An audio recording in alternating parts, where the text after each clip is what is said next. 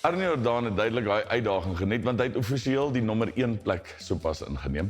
Maar ek is terug nou hier by Mooikraans Venue and Garden, saam met Nadine, en ek kan nie wag om te sien wat sy uitdaging sy vir ons beplan nie. Vandag se uitdaging is Neo en Simon se badkamer. So dis Nayo en Simon Sorry, ek het net hulle praat Engels. badkamer. En dit is die 2 Tjhoko klere waarmee ons 'n badkamer tema gaan afhandel. Okay. Ek neem aan ons moet gaan kyk vir iets tussen ons tweedehands goed. Kom ons gaan doen inkopies, Joe. Ek het nog altyd gedink so wastafeltjie sal mooi lyk as 'n vanity as jy nou 'n mooi skotteltjie hierbo kan sit vir 'n wasbak. Dit gee my dan 'n idee vir my projek. As jy die wastafel gaan aanpak, gaan ek kyk of kry ek 'n skottel wat as 'n wasbak kan dien. Daai lyk net reg. Daai. Hierdie een. Dit is perfek. So kom ons kry wat ons nodig het om hierdie projek aan te pak. Ek soek stencils. Wat soek jy?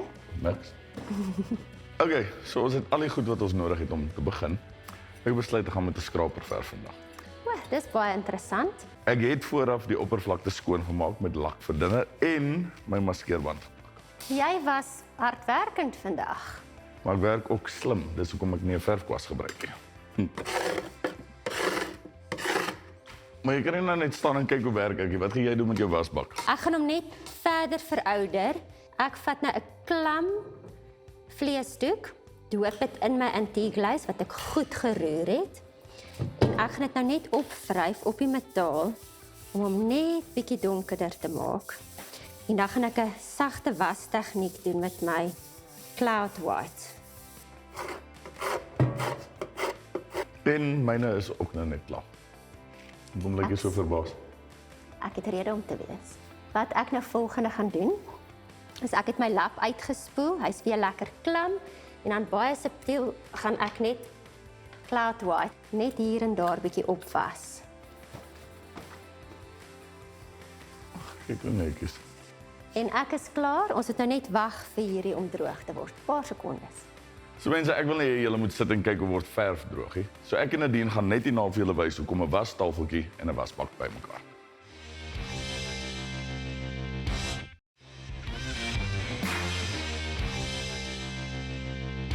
So vroeër het ek en Nadine hierdie wasbak en wastafel bymekaar gebring vir Nayo en Simon se badkamer. Maar Nadine, nou is daar een ding wat my pla, en dis hierdie ou teels hierso. So ek gaan met stencil of Ja. Paris gaan ek hierdie stencil opsit. So obviously gaan ons nou van bo af onder toe Ja. en hom egalig net skraap, né? Ja. Hoe mooi lyk dit.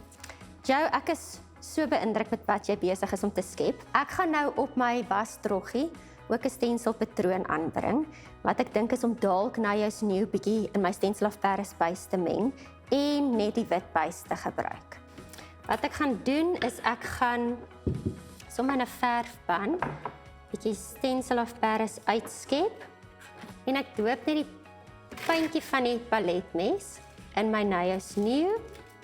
Ek meng dit goed deur, plak my stencil patroon vas met maskeerband.